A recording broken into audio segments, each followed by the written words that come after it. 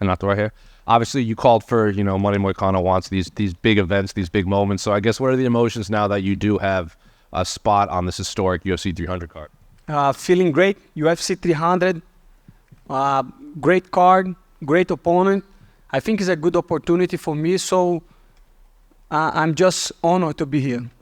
Correct me if I'm wrong. I think you guys were the last fight added to this card. So were you expecting to be on that card, or was it a surprise when they called you? No, it was a surprise. I was expecting to fight in UFC 301 in Brazil, or even on the pay-per-view on London, on Europe.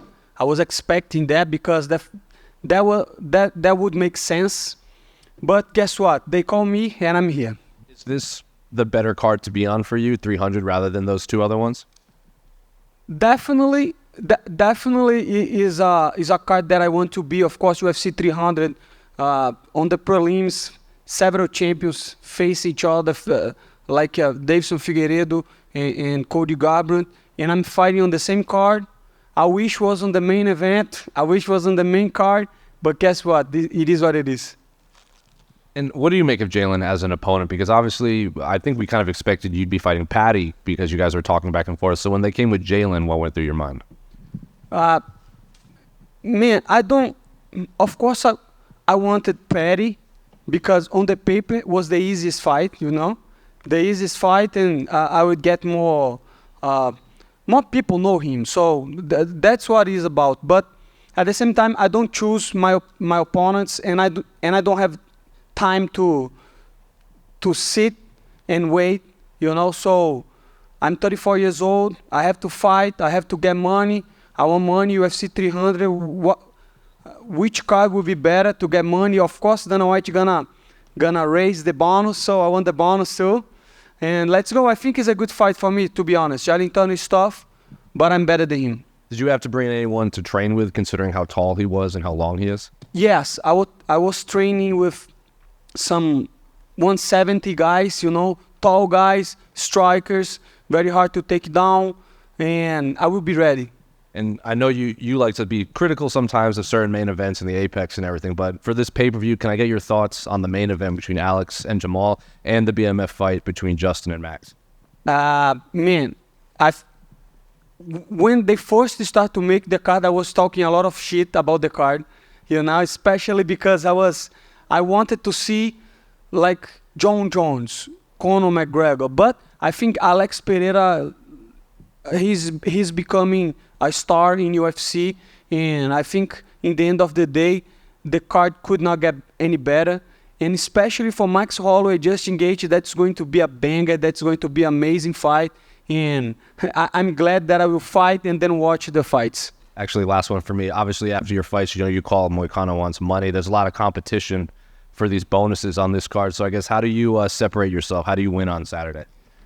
To be really completely honest with you, I don't think I'm going to get the bonus. Even if I finish him, we have 13 fights, 12 champions, and it's going to be tough to have a fight better than Max Holloway and Justin Gaethje, or Sarukian and Charles Oliveira, or Alex Pereira. I think that the card will have a lot of finishes. So to be completely honest with you, I just want to get the W. I want to finish Jalin Turner and move on. Going off of that with the bonuses right here, I'm just curious, do you think that Dana should do something special for this card? Maybe give everybody who finishes a bonus? 100%. He should do that in every card. It's hard to get a finish on UFC, and I think if you do, you should get more money. But guess what? I don't make the business. I am just an employee, so whatever they do, I agree with. Back here, Renato. Speaking of money, I know you have your YouTube channel. You have a ton of things going on outside of fighting. You have the Home of Fight podcast now. So I'm curious, what do you think are some of the best side hustles for MMA fighters? I think talk about of MMA is easy because I have been training since I started training jiu-jitsu when I was 10, so I know the sport. I compete professional MMA since 2011, so I have been in the game for a long time. But the problem is some fighters, they are dumb. I don't know if you guys know, but some fighters, and I don't even speak English, but I am trying. But some fighters, they do speak English, but they are dumb, or sometimes they are lazy. But guess what? We don't have much time on this game. 15 years.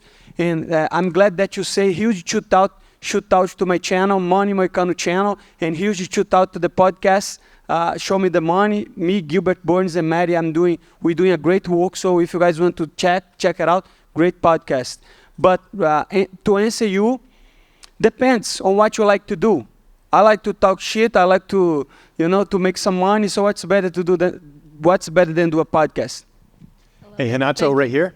You mentioned your YouTube channel. You've really connected with a lot of fans and become a lot more popular, but I know you've also taken a liking to MMA Guru. How much have you learned from him, and how much has that sort of made up your channel? At the beginning, I didn't know MMA Guru. I wasn't on the Twitch, tried to stream in some games, especially because I got injured. My knee was hurt. And then everybody on the chat was saying, hey, you have to see MMA Guru react to a video. And then I watched a video of him live talking about MMA, and I did my point, and I called him several words, and then after that, I started to watch his content, and then I moved to YouTube. And when I did a video about fighters, he made a shootout, like he sent people to my live and to my videos. And that helps my channel a lot. I think one thing people are not realizing that today is a new game, completely different. You see guys that don't have any background on journalism, or they just are on literally their mom's basement, but they can connect with the public, and they do a great job, because they can. Imagine that we're doing this press conference right now, and now you guys have to edit and have to work, and that's very hard. But for a guy on YouTube, he just take the video and talk shit about fighters and give his opinion. So I think YouTube is going to get much more popular in the next couple years. And to be completely honest, he's doing a great job. You like him or not, everybody's talking about him. Is that something you'd want to do after your career's done, is do that full time, is just do YouTube commentary? I want money.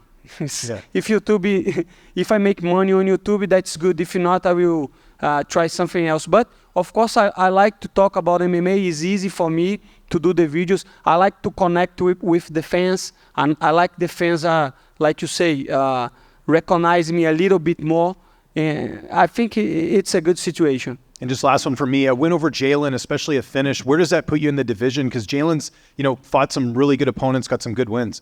He's very good. But I will beat him on Saturday, and I will be on the top 10. And then we'll see. I don't have an opponent in mind right now, but definitely I want to fight somebody on the top 10. I want to get closer to the title, and I want more money. And Renato right over here. Renato, big press conference tomorrow. A lot of fans love listening to you talk. Do you have anything special planned when you get on the mic tomorrow? Not really. I never try to plan anything, I have my principles. I have something that sometimes I want to talk about, and what I want to talk about, maybe tomorrow, maybe on the fight day, is you have to get ownership of your life. Because back in the day, I used to blame others people for my faults. I used to give excuses for everything. Nowadays, this has changed my life, to be accountable of my actions. If I do something go wrong, that's my problem. And if I do something go right, that's my actions too. So I wish people nowadays would care more about the accountability. I think that's my message. And then one more question to talk about what Bree brought up. You have your podcast, Show Me the Money, with Matt and Gilbert. Can you talk a little bit about what you guys do talk about? We talk about money and MMA, and we bring some fighters to do the podcast we did with Jamal Hill, and it's a very good show. And if you are a degenerate that loves gambling, Maddie is a gambler, and he's doing a good job. On the other day, he hit a 46,000 parlay with $1,000. So motherfucker is making money. And if you like to your opinions about that, watch the show. It's a very good show. And like the first video, we got almost 30K views on the first video. And I think this podcast will be one of the biggest podcasts in MMA. We still need a lot of content in MMA, not generic stuff, like good stuff, good productions. And we're doing that on Show Me the Money. And Home of Fighting is doing a great job too. So it's a win-win situation for fighters. Just a quick one right here. When you talk about MMA and fights with Gilbert and other people like that, do you kind of see another perspective that you might have not seen when you're in the cage? Do you get to learn a bit more just breaking down fights? Yeah, it's different because when you're talking about MMA against a guy that doesn't do MMA or the fighter, you can see different opinions, and definitely that changed my mind in couple fights, and especially if you're talking with a guy that like to bet.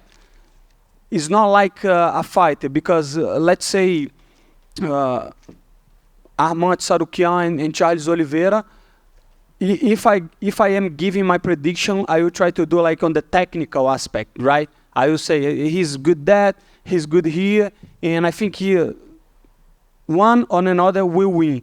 But when the guy likes to bet, he do like props and finishes on the second round and crazy stuff that I don't like. So just remember, I don't bet. I just go to the podcast and I gave my opinion about fight. Thank you so much.